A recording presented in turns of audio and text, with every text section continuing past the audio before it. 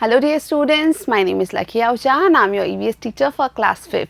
In class 5th EVS, we were learning our chapter number 22, how to save fuel. So in the previous part, we took an introduction of this chapter and today in part 2, we are going to talk about कोल। तो प्यारे बच्चों, कक्षा 5 EVS में हम हमारे 22वें अध्याय को पढ़ रहे थे। इस 22वें अध्याय में हम ईंधन कैसे बचाए ये जान रहे थे और इसके पहले भाग को हम पढ़ चुके थे जहां हमने ये जाना कि पेट्रोलियम कैसे बनता है और क्यों ये महत्वपूर्ण होता है। और आज इस दूसरे भाग में हम कोल यानी कोयले के बारे में जानने जा रहे हैं। See, in Sariska Sanctuary, after watching the wild animals from a very close distance, everybody was very excited and happy. तो जब वो लोग सरिस्का अभ्यारण्य में पहुँचे और वहाँ पर उन्होंने कई सारे वाइल्ड एनिमल्स को, कई सारे जंगली पशुओं को बहुत पास से देखा तो वो सभी बहुत खुश थे और बहुत ही एक्साइटेड थे, बहुत ही उत्तेजित थे। Feeling delighted, everyone set again in the bus. They took a halt on the way and stopped at a tea stall. तो वो सभी इतने खुश थे और खुशी खुशी में वो सब वापस अपनी बस में बैठ गए और फिर उन्होंने रास्ते में एक चाय की स्टॉल पर अपना विराम लिया या कुछ समय के लिए वो लोग उस चाय की स्टॉल पर रुके।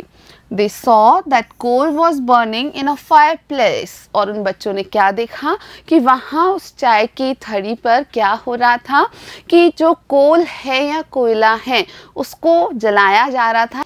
Now on the other side of the road, some women were walking along the road carrying bundles of wood on their heads. और वहीं उन्होंने ये देखा कि जो रोड का दूसरा साइड था, दूसरा तरफ था, उधर कुछ महिलाएं चल रही थी और उनके सिर पर उन्होंने क्या रखे हुए थे, लकड़ी के इस तरीके के बंडल्स रखे हुए थे, यानी वो लकड़ी लेकर के कहीं जा रही थी।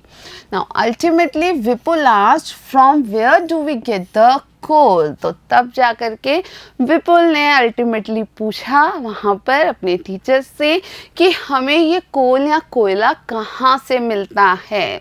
सो Nehal said there are coal mines beneath the ground from where the coal is obtained by excavation. तब नेहल ने उसे बताया कि ये जो कोल है उसकी भी खदानें होती हैं, इस कोयले की खदानें ग्राउंड के अंदर होती हैं, ज़मीन के नीचे होती हैं और इन खदानों से ही ये कोयला एक्सकेवेशन के थ्रू यानी इन कोयले का जो खनन है वो किया जाता है और खनन द्वारा इसे प्राप्त किया जाता है। Then Vipul said, oh, the coal too is excavated from the earth. From where does it come under the ground? तो विपुल ने आश्चर्य से बोला कि अच्छा, मुझे पता चला अब कि ये जो कोयला है इसका भी धरती के अंदर से ही खनन किया जाता है। तो ये वहाँ कैसे आता है, ग्राउंड के अंदर या धरती के नीचे ये कहाँ से आता है।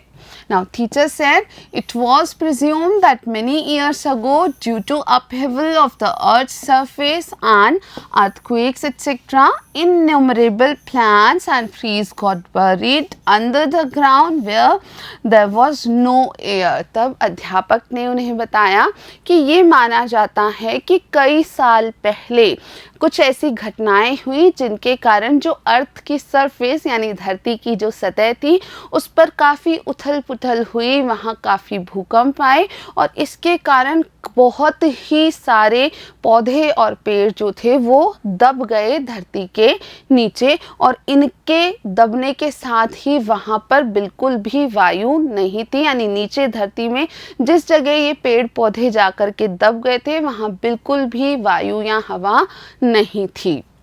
Temperature and pressure was very high. Because of this, these plants converted into coal. This is called bituminous कोल। और क्या हुआ कि वहाँ नीचे धरती में जहाँ ये पौधे जाके दब गए थे वहाँ पर तापमान और दबाव बहुत ही ज़्यादा था और ये हाई टेम्परेचर और प्रेशर में लंबे समय तक दबे रहने के कारण ये जो प्लांट्स थे, ये जो पौधे थे अंततः कोल में परिवर्तित हो गए, कोल में ये बदल गए और इस कोल को जो इस प्रकार से बनता है इसे हम बिटुमिनस कोल नाम देते हैं। तो इस प्रकार प्रकार धरती में पौधों के दब जाने से जो कोयला बनता है उसे बिटुमिनस कोयला कहते हैं। Now, some people make coal at home from dried wood. This is called dry charcoal. So, उन्होंने ये भी बताया कि कुछ लोग घर पर ही लकड़ी की सहायता से यानी लकड़ी को सुखा लेते हैं और फिर उस सूखी हुई लकड़ी से भी कोयला तैयार कर लेते हैं, लेकिन ये जो कोयला है वो सूखा चारकोल या ड्राई चारकोल कहलाता है।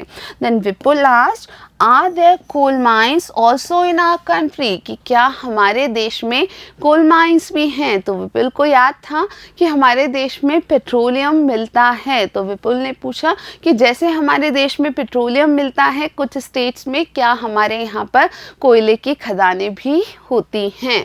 Then teacher said, yes dear, in our country the coal mines are situated in the states of Madhya Pradesh, Chhattisgarh, Odisha, west Bengal, Bihar and Jharkhand. In Rajasthan state, the coal mines are in Kolayat and Palana areas of Bikaner district. तब अध्यापक जी ने बच्चों को बताया कि हाँ, हमारे यहाँ हमारे देश में कई सारी कोयले की खदानें भी अलग अलग राज्यों में उपस्थित हैं, जैसे मध्य प्रदेश में, छत्तीसगढ़ में, उड़ीसा में, पश्चिम बंगाल में, बिहार में और झारखंड में, और हमारे राज्य राजस्थान में भी कोयले की खदानें मिलती हैं।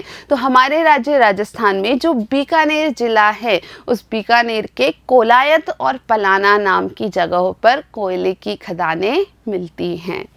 Now here you can see the map that the states where coal is found. So coal is found in Rajasthan, in Madhya Pradesh, in Bihar, in Jharkhand, in West Bengal, then in Chhattisgarh and then in Orissa. तो इन सभी राज्यों में कोयले की खदानें मिलती हैं। Now Vipul asked, what are the uses of coal other than using it in the fireplace? तो विपुल ने प्रश्न किया कि इस प्रकार से जो अलगाव जलाया जा रहा है इसके अलावा कोयले के क्या उपयोग होते हैं, ये कहाँ उपयोग होता है? Then teacher said, coal is used as a fuel. It is also used in the thermal electric powerhouses for the production of electricity. तो तब अध्यापक ने उन्हें बताया कि ये जो कोयला है ये भी ईंधन के रूप में उपयोग होता है, और सबसे बड़ी बात यह है कि इस कोयले का उपयोग थर्मल इलेक्ट्रिक पावर हाउसेस में इलेक्ट्रिसिटी को बनाने के लिए होता है, यानी जो तापीय विद्युत घर होते हैं या तापीय विद्युत के जो ऊर्जा के बनाने के जो स्थान होते हैं वहाँ पर इस कोयले की सहायता से ही बिजली का उत्पादन किया जाता है। Now the fuel exists in a very limited quantity. We should not misuse it, otherwise it will not be available to the future generations. तो बच्चों हमें हमेशा याद रखना है कि ये ईंधन या फ्यूल जो होता है ये बहुत कम मात्रा में है। भले हम किसी भी ईंधन की बात करें इनकी मात्रा बहुत कम होती है और हमें इनका दुरुपयोग नहीं करना चाहिए, हमें इन्हें बिल्कुल भी वेस्ट नहीं करना चाहिए। और अगर हम ऐसा करते हैं तो हमारी आने वाली जनरेशन यानी हमारी भविष्य में आने वाली पीढ़ियों को ये ईंधन उपलब्ध नहीं हो पाएगा, और जब ये ईंधन उन्हें बिल्कुल उपलब्ध नहीं होगा तो उन्हें बहुत सी ऐसी समस्याओं का सामना करना होगा which we can never think about, जिनके बारे में हम सोच भी नहीं पाते। तो we should always try to save fuel, हमें ईंधन को हमेशा अलग अलग तरीकों से बचाने की कोशिश करनी चाहिए। So dear students, we finished the chapter. Let's see what we learned here. That petrol, diesel and coal were formed many years ago due to the burial of plants and animals under the ground. We should use them rationally. तो ये petrol, diesel और कोयला जो ईंधन हैं ये सभी सालों तक पौधों के या जंतुओं के ज़मीन के अंदर दबे रहने के बाद बनते हैं, और इस कारण से हमें इनका उपयोग बहुत सोच समझ के ही करना चाहिए। And second thing we learn, we should save fuel, हमें ईंधन की हमेशा बचत करनी चाहिए। Then in our country, coal is found in Madhya Pradesh, Chhattisgarh, West Bengal, Orissa, Bihar, Jharkhand, and in Rajasthan it is found in Kolayat and Palana of Bikaner district. Yes, we learned that also, that this coal is actually found in some states of our country like MP or Madhya Pradesh, Chhattisgarh, West Bengal, Orissa, Bihar and Jharkhand. तो बच्चों ये कोयला हमारे देश में कई राज्यों में मिलता है और वो राज्य हैं मध्य प्रदेश, छत्तीसगढ़, पश्चिम बंगाल, उड़ीसा, बिहार और झारखंड। और हमारे राज्य राजस्थान में बीकानेर के पलाना और कोलायत नाम की जगहों पर भी ये मिलता है। So dear students, we finish this chapter today and we will be continue learning EVS. In the next video we will discuss the practice question of this chapter. Till then, thank you for watching.